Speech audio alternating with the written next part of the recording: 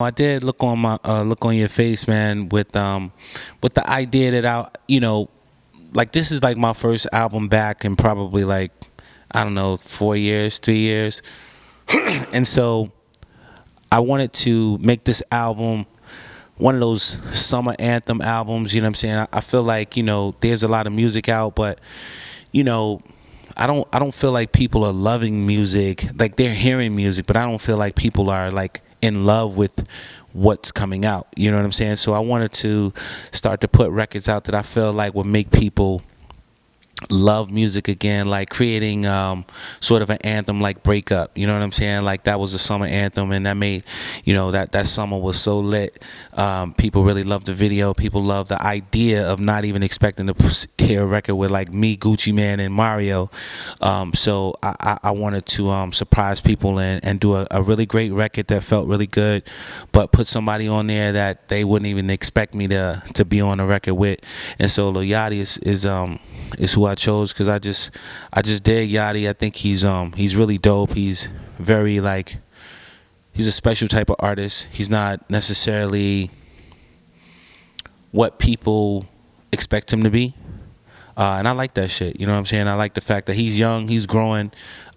He definitely has a cultural existence with his fan base. I wanted to tap into his fan base and tap into the youth. I mean, I love Beyonce, man. I've always been, Jay, don't get mad at me. I've always been in love with Beyonce. You know what I'm saying? Like, she's just special. She's a special person. She knows how to bring, she don't have to say much of anything, and she brings out the best of you. You know what I'm saying? Her standards are so high in reference for herself that it makes you wanna to really give her all you got.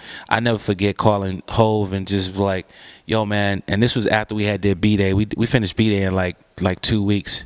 So out of those B-Day sessions, no, actually I went to work with Beyonce and the girls on Destiny's Fulfilled, and we ended up doing like 12 songs on that album. You know what I'm saying? Check Up On It. Check Up On It came out of those sessions though. So Check Up On It wound up being the first single on the Pink Panther soundtrack, which was fucking ill. And that wound up being the #1 record for like, I don't know, like 11 weeks, 10 weeks or something like that. And then so we finished up the B-Day album, and then Sasha Fierce was coming around, and I remember calling Jay and was like, yo, I got some shit hotter than what I've ever done. You know what I'm saying? I got some shit for you. I was just talking so crazy. And he was like, man, you talking all that shit, man. Send that shit. So I never forget like sending him Diva and him calling me back. That was probably like one of the most memorable times of my life, because Jay is very, very hard to impress. You know what I'm saying? Especially when you're doing shit for his wife. So I sent him Diva, and he called me back. It was like, yo, this shit is lit. And he's like, you need to come cut this shit on her.